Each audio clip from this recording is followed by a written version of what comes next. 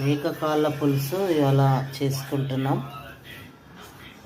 ముందు కాళ్ళు ఉడకబెట్టుకోవాలి. వాటర్లో పసుపు వేసి ఉప్పు వేసి బాగా ఉడికితే కాళ్ళ చారు బాగుంటుంది. కాళ్ళ సూపు మోకాళ్ళలో నొప్పులు ఉన్నవాళ్ళు ఇది ఎక్కువ ప్రిఫర్ చేస్తారు. సూప్ తాగడం వల్ల కాళ్ళల్లో గుజ్జు పెరిగి మోకాళ్ళ నొప్పులు తగ్గుతాయి. పులుసు పెట్టుకొని నూనె పోసుకోవాలి. ఎన్ని పావులమా?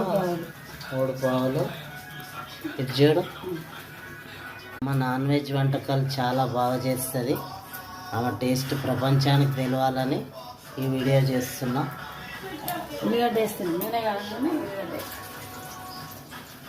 తాగిందా?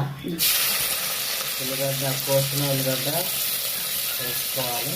నూనె మరిగాక చింతపండు తీసుకొని ఫస్టే పులుసు రెడీ చేసుకోవాలి. కొత్తిమీర, పుదీనా రెడీ పుదీనా కొత్తిమీర కూడా వేసుకోవాలి. ఇది గంటతో కలుపుకోవాలి.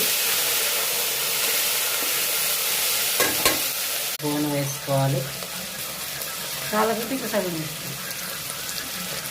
కొద్దిగా సరిపోయేటట్టు.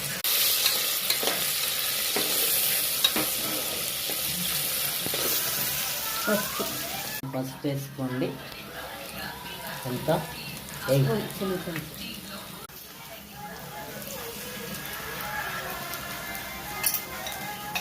మళ్ళీ కలుపుకోండి.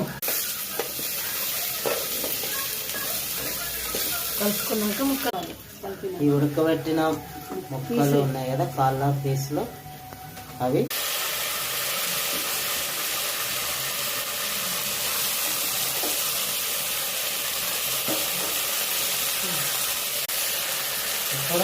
ఇప్పుడు కలుపుకోవాలి. మళ్ళీ కలపండి. బాగా కలిపినాక కారం వేయాలి.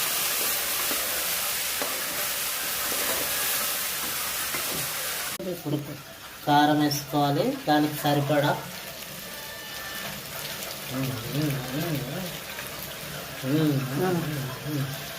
2 గంటలు. స్పైసీ తినేవాళ్ళు అది కారం ఎక్కువ వేసుకోవచ్చు. కాళ్ళు 4 అయితే తెచ్చాము. 280 రూపీస్ పడింది రేట్.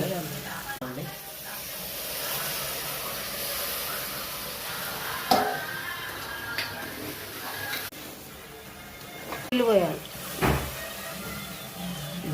ఇప్పుడు పచ్చి పులుసు పోసేసుకోవాలి. కలుపుకోవాలి. వేసుకోండి. మూత పెట్టుకొని ఒక 1/2 అవర్ తర్వాత తీసి టేస్ట్ చేద్దాము.